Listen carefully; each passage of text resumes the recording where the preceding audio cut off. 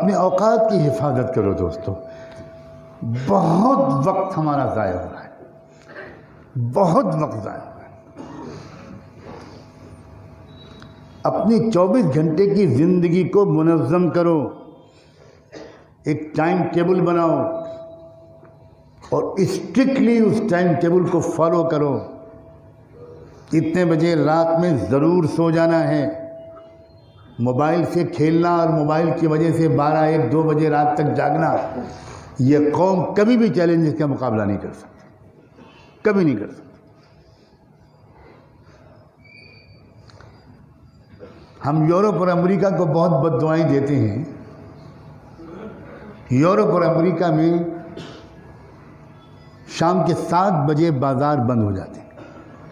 New York شہر میں 7 بجے اگر آپ نکلیں تو بعض سڑکوں پہ گزرنے میں ڈر لگے گا، اتنا سناٹا ہو.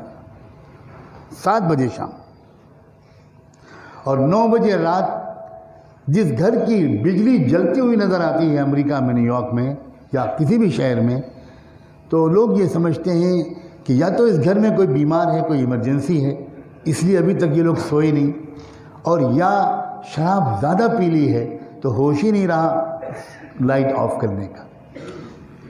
ہمارے ہاں 9 بجے صبح ہوتی ہے. مسلم محلے کئے بجے تک چلتے رہتے ہیں بتاؤ بھائی؟ اور رمضان میں اس پر آپ چاہتے ہیں اللہ کی مدد آئے. ہم نے کیا گت بنائی ہے اسلام کی. حیدرآباد شہر کے ایک مسلم ڈاکٹر دوست نے مجھ سے کہا کہ جب 15 شعبان کی رات آ جاتی ہے، جس کو عام طور پر لوگ شب برات کہتے ہیں، تو ان کے ہندو دوست ان سے پوچھنا شروع کرتے ہیں کہ تمہارا کھانے والا مہینہ کب آ رہا ہے. وہ رمضان، اس کو ہم نے کھانے والا مہینہ بنایا ہے. یہ رمضان ہوگا، روزے محشر ہوگا اور ہمارے گریبان ہوں گے.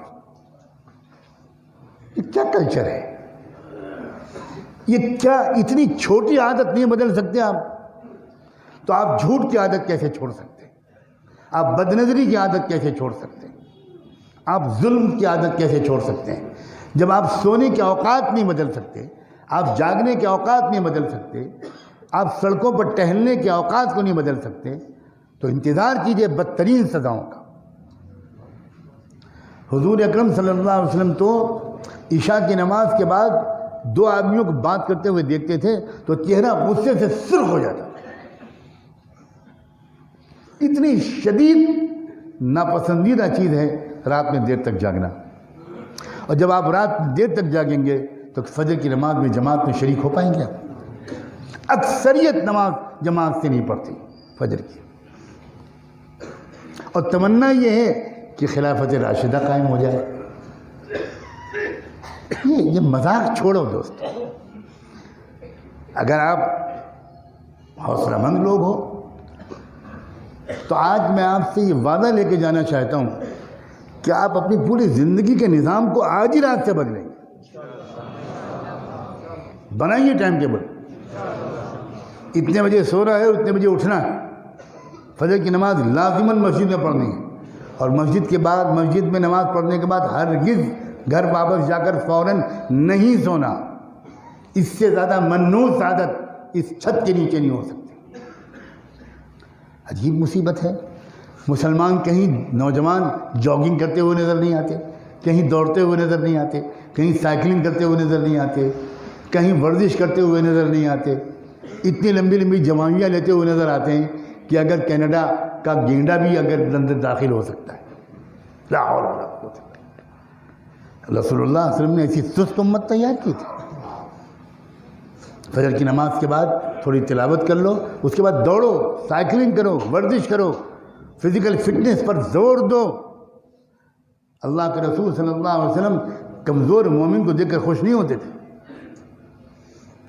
حضور نوجوانوں میں کشتیوں کے مقابلے کراتے تھے، گھوڑوں اور اونٹوں کی ریس کراتے تھے.